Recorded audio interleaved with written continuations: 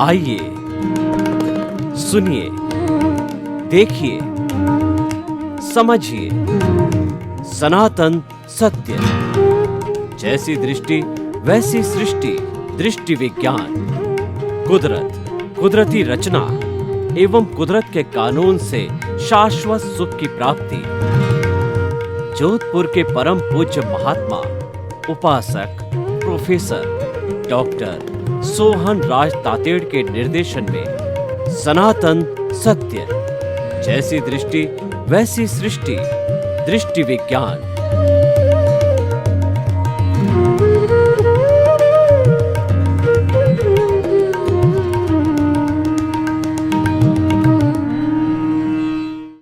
भाई और बहनों, मातृशक्ति को नमन।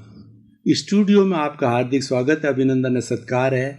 आज हम आपको आत्मविज्ञान कार्यक्रम साइंस ऑफ द सोल के अंतर्गत सही दृष्टि, सही सोच, राइट विजन, राइट थिंकिंग देने आए हैं और उस थिंकिंग के माध्यम से हम आपकी दृष्टि बदलने आए हैं। जैसी दृष्टि वैसी सृष्टि। दिशा बदल दो, दशा बदल जाएगी। नज़र बदल दो, नज़रिया बदल जाएगा। तो आपके सकारात्मक सोच पैदा करने आए हैं, आपकी नकारात्मक सोच को हटाने आए हैं। यही हमारा मुख्य उद्देश्य है और ये हम नए नए एपिसोड्स के माध्यम से इसको हटाते हैं और आत्मा को केंद्र में रख करके हर एपिसोड को प्रस्तुत किया जाता है। जिसका केंद्र बिंदु मजबूत होता है, वो व्रत, उसकी परिधि बहुत मजबूत होती है। तो आज का हमारा बहुत ही सुंदर विषय है कि कर्म ही ईश्वर है। भाई और बहनों, ईश्वर किसे कहते हैं? ईश्वर एक सर्वशक्तिमान शक्ति है जो कि गुणों का पुंज है, जिसके अंदर कोई अवगुण नहीं होता और वह ईश्वर करुणा का सागर होता है। हर एक का भला करने वाला है, उसमें बुरी भावना होती नहीं, नकारात्मक सोच होती नहीं है। वो एक आइडियल है, तभी हम ईश्वर का सम्मान करते हैं। और भारतवर्ष के लिए तो हमारे बाहर के जो लोग आते हैं, विदेशी लोग, वो कहते हैं कि इस हिंदुस्तान जो है भगवान के भरोसे चलता है। वो सही कहते हैं। हमारी भगवान की मान्यता, ईश्वर की मान्यता इतनी दृढ़ है कि गली गली, कूचे कूचे में हमारे मंदिर बने हुए हैं और उस मंदिरों के अंदर हमने प्राण प्रतिष्ठा करके अपने अपने ईश्वर विराजमान किए हैं। और हमारी भारतीय संविधान के अंदर हर व्यक्ति को धार्मिक स्वतंत्रता है। जो भी उसका ईश्वर है, जो भी उसका आराध्य है, उस आराध्य की वो पूजा कर सकता है, अर्चना कर सकता है, रिचुअल्स कर सकता है, क्रियाकांड कर सकता है। कोई रोक टोक नहीं है। इसीलिए भारतवर्ष को कहा गया है कि विविधता में एकता है। यूनिटी अमॉन्ग डाइवर्सिटी ये भारत की विशेषता है। यहाँ पे कितनी जातियाँ हैं, कितने धर्म हैं और कितने विचार है, मुंडे मुंडे मतिर भिन्ना, कितने कितने लोगों की सोच है। सब कुछ होते हुए भी हम भारत के झंडे की बात करते हैं। तिरंगे के नीचे हम एक है। कोई भी आफत आ जावे तो हम हर धर्म के, हर जाति के, हर वर्ग के लोग सब एक हैं और हम देश हित हमारे लिए सर्वोप्रिय हो जाता है। देश है तो हम हैं, देश नहीं है तो हम नहीं हैं। क्यों? हमारी सुरक्षा देश के पीछे है, भारत के पीछे है। क्यों? हम भारत माँ की संतान हैं। जो माँ की संतान होती है और किसी संतान में दुख आके पड़ता है तो उसको सबको फेस करना चाहिए, उसको उसकी मदद करनी चाहिए। इसीलिए हम, चाहे सुनामी आ जावे, चाहे अतिवृष्टि आ जावे, चाहे अनावृष्टि आ जावे, कोई भी समस्या भारत के किसी तबके में आती है तो हम बिना कोई विचार किए हुए कि हमारा पार्टी का है कि नहीं, हमारा भाई है कि नहीं, हमारी जाति का है कि नहीं, हमारे धर्म का है या नहीं, मानव है, हम मानव धर्म में लग जाते हैं। वो ये क्यों होता है? हम ईश्वर में विश्वास करते हैं। तो आज मेरा जो विषय है वो है कर्म ही ईश्वर है। मैंने ईश्वर का एक दूसरा रूप आपके सामने प्रस्तुत करता हूँ। कर्म के लिए कहा गया परिभाषा तो मैंने दे ही दी कि कर्म जो है पौद्गलिक होते हैं और ये वर्ण गंध रस वाले होते हैं, चतुस्पर्शी होते हैं और ये कर्म रज के रूप में शरीर से पश्चानुपूर्वी जब से आत्मा है तब से कर्म इसके साथ में कार्बन शरीर, लिंग शरीर, कॉजल बॉडी के रूप में जो है लगा हुआ है, अशुद्धि के रूप में, बुराई के रूप में लगा हुआ है, और इसी कारण से बार बार जन्म होते हैं। और ये अगर हट जाता है, पूरी सफाई हो जाती है, जैसे कि जो है हमारी कोई भी गांठ को समाप्त कर दिया जाता है, ये हमारे पस को साफ करके नई चमड़ी आ जाती है, उस स्थिति के अंदर ये सिद्ध बुद्ध मुक्त होकर के और आत्मा शरीरधारी नहीं रहती है। तो हम ये कर्म की बात करते हैं। कर्म के लिए कहा गया है कि रंगमंच ये जगत और कर्म खिलावन हार, और नाना रूप बनाए के और चेतन खेलन हार। देखिए यह ईश्वर की जो है ना मंशा जाहिर की गई है कि ये इस चेतन को खिलाने वाला कौन है। ये चेतन अभिनय करता है, जैसे कि रंगमंच के ऊपर जो है ये दुनिया रंगमंच है, इसके ऊपर हर व्यक्ति आता है, राम लीला में जैसे जैसे अभिनय करता है, कोई सीता करता है, लक्ष्मण का करता है, कोई राम का करता है, कोई रावण का करता है, कोई हनुमान का करता है, और समय आने पर अपना अभिनय करके और वो मूल रूप के अंदर चले जाते हैं, रंगमंच से चले जाते हैं।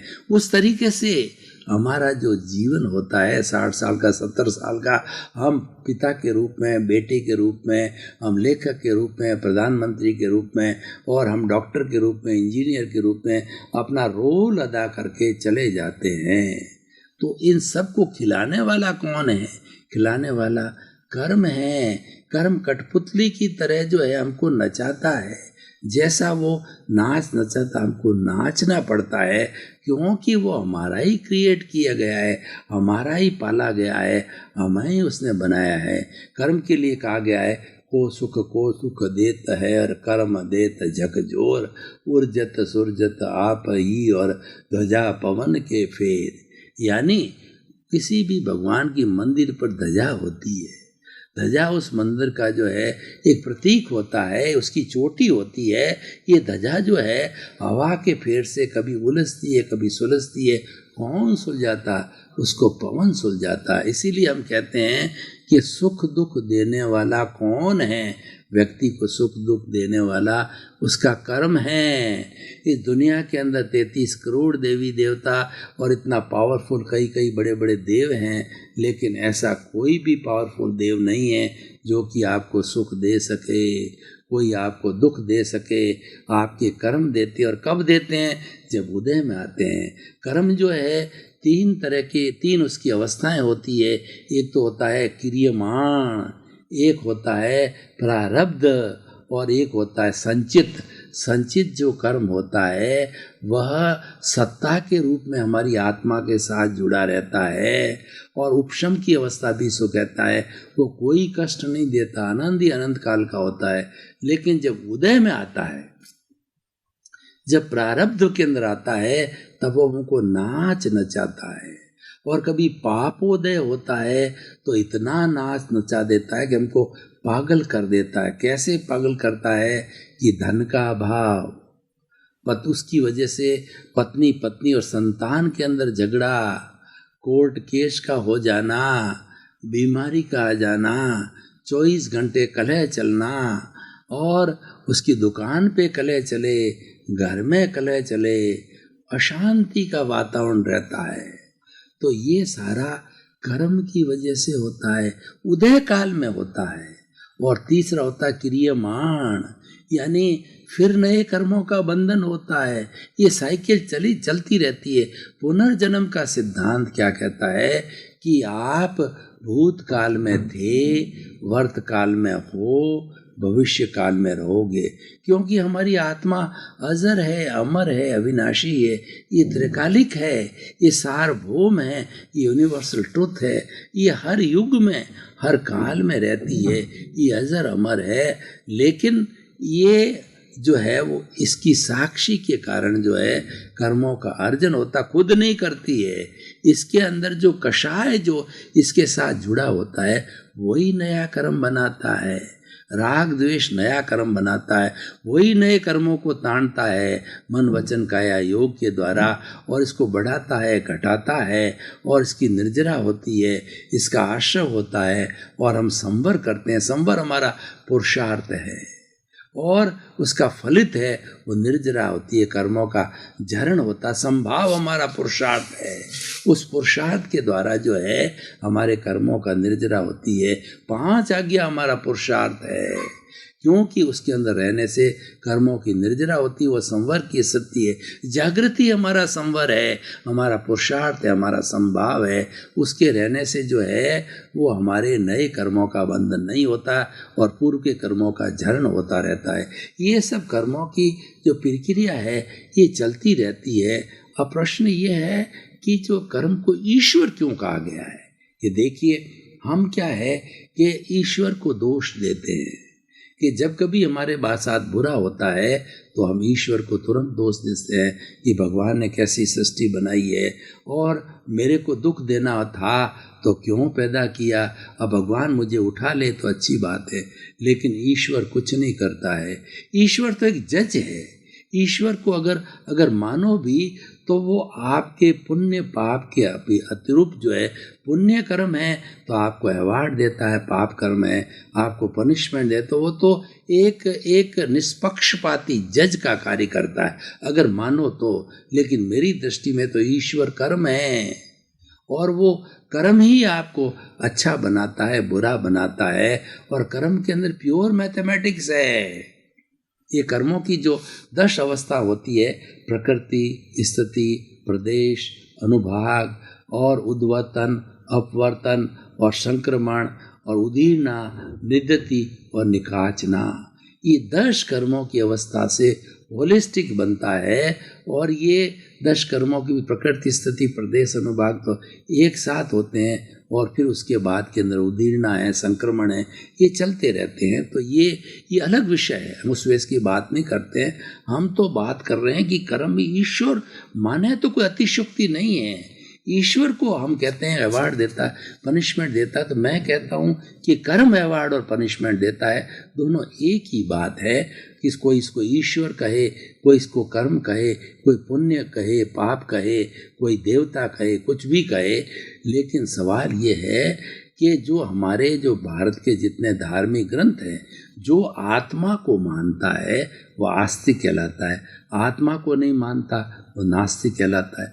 नास्तिक व्यक्ति पे कर्म कोई लागू नहीं होता है और आस्तिक वस्तु पे ये कर्म की थ्योरी लागू होता है। और जो आत्मा को मानता है, पुनर्जन्म को मानता है, और तो वो कर्म सिद्धांत को अवश्य मानता है, नाम उसका कुछ भी दे, क्योंकि हर क्षण हर वस्तु बदलती है, ये सृष्टि का नियम है। तो हमारा जीवन भी बदलता रहता है। वो बदलेगा कैसे, कौन बदलाएगा? वो कर्मों का उदय बदलाएगा, पुण्य पाप बदलाएगा, जो हमारे पूर्व के कर्म बंधे। और जब उदय काल में आते हैं, प्रारब्ध के अंदर आते हैं, तो पुण्य होते हैं, वो अच्छे हमको परिणाम देते हैं, और पापोदय होता है, बुरे परिणाम देते हैं, दुख की अनुभूति कराते हैं, और पुण्योदय है, हमारे सुख की अनुभूति करवाते हैं। हमारा किया वही है, इसमें किसी का 1% भी दोष नहीं। इसीलिए कर्मों के लिए कहा जाता है कि मान लीजिए कोई व्यक्ति अनैतिक कार्य करता है, अनैतिक दृष्टि से पैसा अर्जन करता है, और वो क्या समझता है कि मैं तो मेरी पत्नी के लिए कर रहा हूँ, मेरे बेटों के लिए कर रहा हूँ, वो मोह के वशीभूत होकर के कर रहा है। और जब उसका अंतिम समय आता है, यमराज जब खड़े होते हैं, तो यमराज को वो जब कहते हैं तुम्हारे को 100 कोड़े लगेंगे, कारण बताता है कि यही अनैतिक कार्य, तुमने जो दवाई में मिलावट की है, तुमने प्योर घी के अंदर जो है डालडा घी बनाया है, तुमने इतनी हिंसा की है, ये किया है, वो है। तब वो कहता है मैंने मेरे लिए नहीं किया है, मैंने तो मेरे परिवार के लिए किया है। ये 100 कोड़ों को मेरी पत्नी में और मेरे संतानों के बीच में बांटिए। तो यमराज कहता है कि ये तुम्हारा किया हो, तुमको ही भुगतना पड़ेगा, इसके अंदर कोई दूसरा भागीदार नहीं होता है। और हमारे आगमों में तो एक बड़ी सुंदर सा जो है उदाहरण आता है कि 1000 गायें खड़ी है, और वो 1000 गायों में से एक गाय ने नए बछड़े को जन्म दिया। अब उस नव जन्म लिए हुए बछड़े को हम 100-200 फुट की दूरी पर छोड़ देते हैं। बछड़ा जब भूखा होता है, उसको छोड़ दिया जाता है, उसको दूध पीना होता है, तो वो बछड़ा भाग करके 1000 गायों के बीच के अंदर अपनी गाय को, अपनी माँ को पहचानेगा और उसका दूध, उसी का दूध चूंगेगा, दूसरी माँओं का दूध नहीं चूंगेगा। इसका अर्थ आगमकार ये कहते हैं कि तुम्हारा किया हुआ कर्म तुम्हारे पीछे ही जाएगा। तुम्हारा किया हुआ कर्म पत्नी के, बेटे के, दोस्त के और किसी के पीछे नहीं जाएगा, वो तो भुगतान उसी को करना पड़ेगा। इसलिए कर्मों का बंधन करो तो सोच समझ के करो, किसी की हिंसा मत करो, किसी को दुख मत दो। किसी को दुख दोगे, हिंसा करोगे तो वो तुम्हारे कर्मों का बंधन के कारण अलग अलग होते हैं, अलग विषय है। क्योंकि कर्म बंधन, कर्म को समझने के लिए महीनों महीनों भर, दिन दिन लग जाते हैं।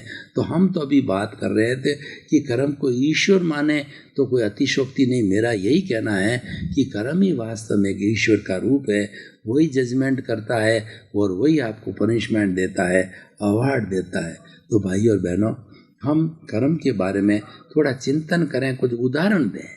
कुछ उदाहरण से ये बहुत ज़्यादा स्पष्ट रूप से हो जाएगा कि देखिए कि ये हम हमारी बात कर रहे हैं, हमारे साथ क्या घटित हो रहा है कि एक व्यक्ति जो है वो कुछ भी किसी का भला नहीं करता है, लेकिन सब उसको चाहते हैं। और एक व्यक्ति जो है वो उसके बराबरी का व्यक्ति जो है खूब दान पुण्य करता है, खूब दवाइयाँ बांटता है, खूब स्कॉलरशिप देता है और सर्दियों में खूब कंबल बांटते हैं। फिर भी लोग उसकी निंदा करते हैं कि 2 नंबर का पैसा है इसीलिए खर्च कर रहा है, और एक रुपया भी खर्च नहीं करता। फिर भी वो कहते हैं ये तो बहुत अच्छा आदमी है, ये तो बहुत अच्छा कार्य कर रहा है, ये लोगों का भला कर रहा है। कुछ नहीं कर रहा है तो भी लोग कह रहे हैं भला कर रहा है, और जो भला कर रहा है उसको भला कहना चाहिए, लोग नहीं कहते।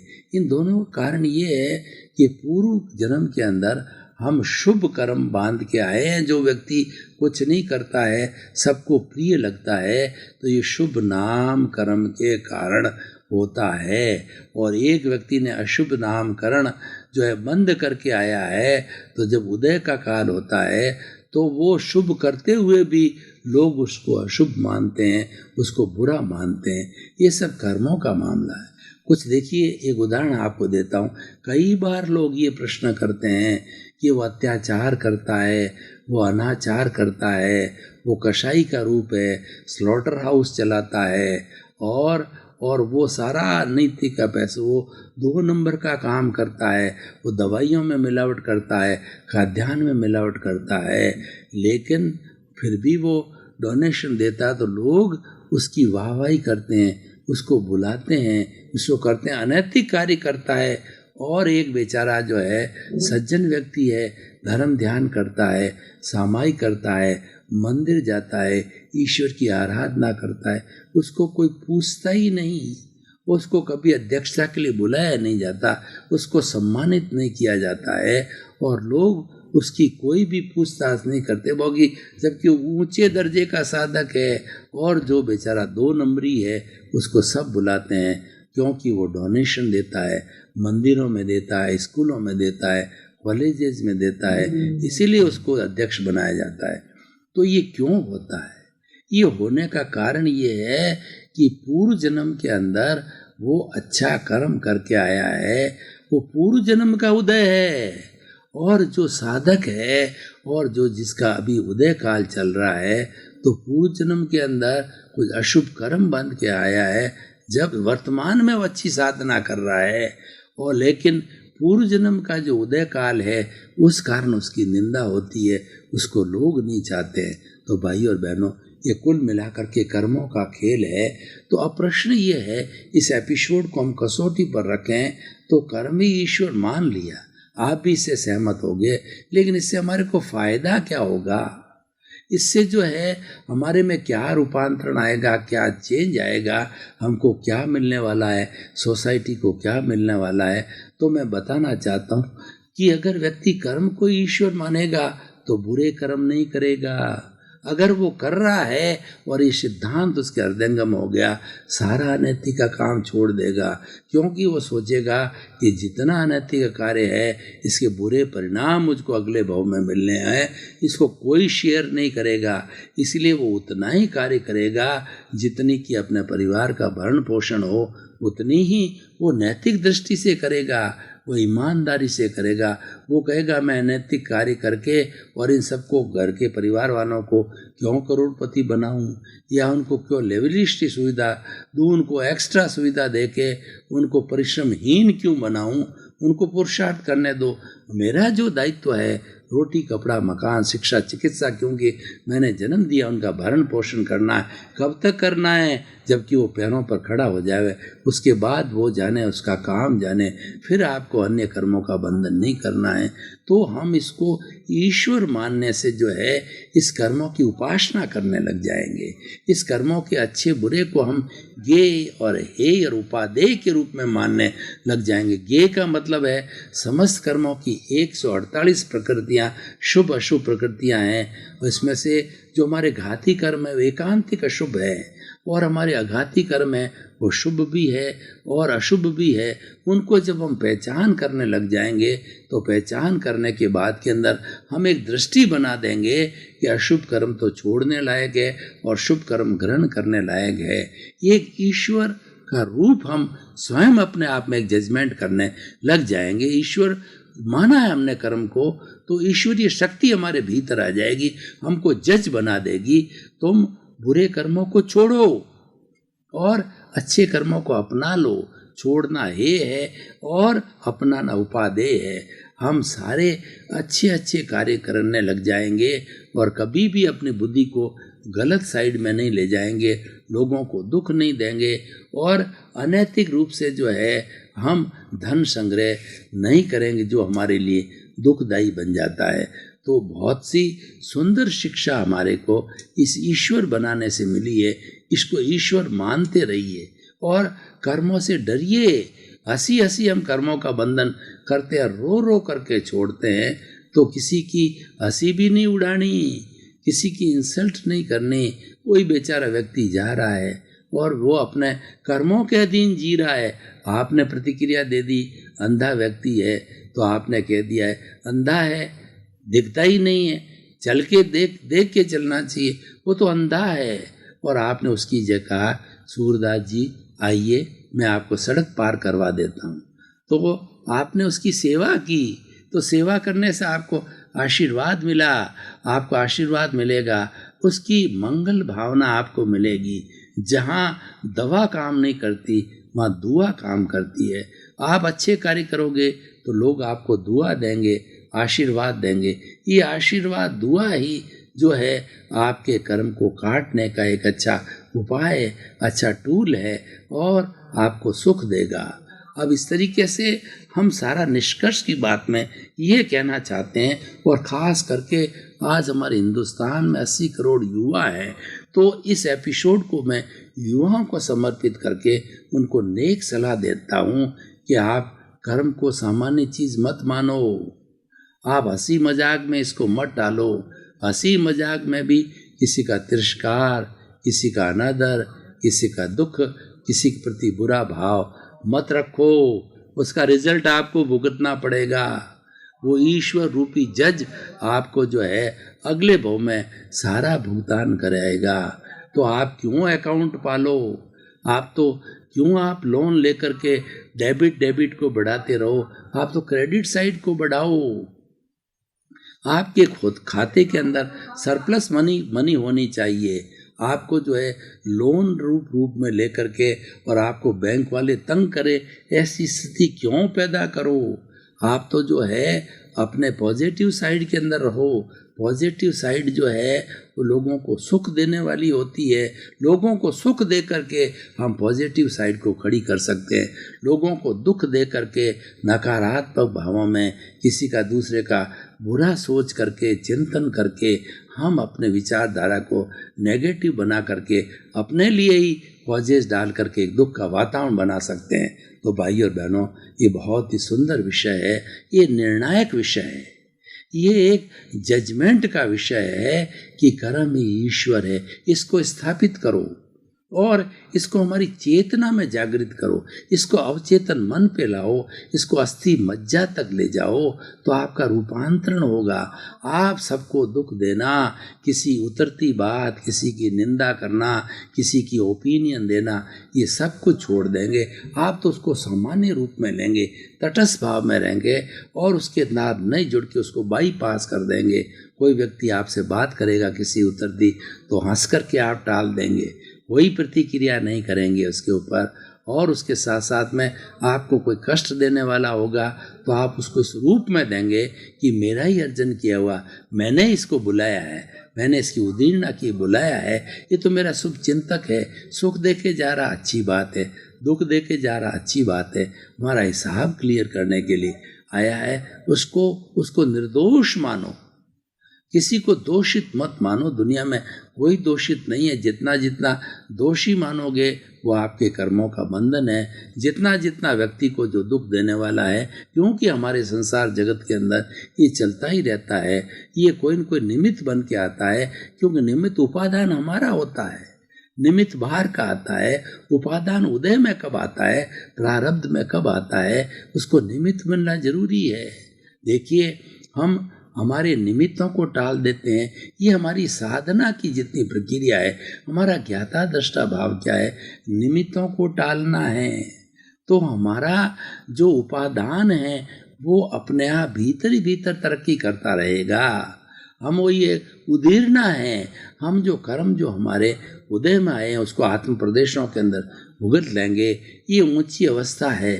तो लेकिन सामान्य अवस्था में व्यक्ति शरीर के द्वारा भुगतता है, और वो भुगतता है वो किसी के जो है, जो उसका उपादान जो भुगता जाता है वो किसी के जो है वो निमित्त बनने से भुगता जाता है। लेकिन अनिमित्त होकर के जो भुगता जाता है वो आत्म प्रदेशों में भुगत दिया जाता है। भगवान महावीर की जितनी भी साधना थी वह आत्म प्रदेशों में भुगतने की साधना थी, क्योंकि वो सहन करते थे, वो ज्ञाता दृष्टा भाव में रहते थे, और उनका जो ये पौद्गलिक शरीर होता था उसका जो कर्मोदय होता था, उस कर्मों को मात्र देखते थे, कोई उस पर नया कॉज नहीं डालते थे और उस पर न कोई प्रतिक्रिया करते थे, न कोई रिएक्शन करते थे। भाई और बहनों, आपका बहुत बहुत धन्यवाद। आप आत्मविज्ञान कार्यक्रम को देखते रहिए। आपकी जो है वो सृष्टि बदल जाएगी, क्योंकि ये नई दृष्टि देता है, सही दृष्टि देता है, सही सोच देता है। आत्मविज्ञान कार्यक्रम आपको अच्छा इंसान बनाने आए हैं, इसीलिए आप अपने घर के सभी सदस्यों को आत्मविज्ञान कार्यक्रम जो निश्चित समय पर आता है उसको देखिए, मोबाइल के माध्यम से देखिए। आपको कोई भी जो है किसी तरह की जिज्ञासा होगी तो हमने हमारे जो है इसके ऊपर लिख रखा है कार्यक्रम के ऊपर, तो आप वहाँ हमको मेल के माध्यम से, आप हमको जो है वेबसाइट के माध्यम से, आप हमको मोबाइल में ऐप के माध्यम से प्रश्न भेज के अपना समाधान पा सकते हो। हमारा उद्देश्य है सर्वे भवन्तु सुखिनः सर्वे भवन्तु निरामया, जगत के सब चीज़ों को सुख मिले, शांति मिले, आनंद मिले। इसी क्रम में आपके प्रति मंगल भावना, शुभ भावना।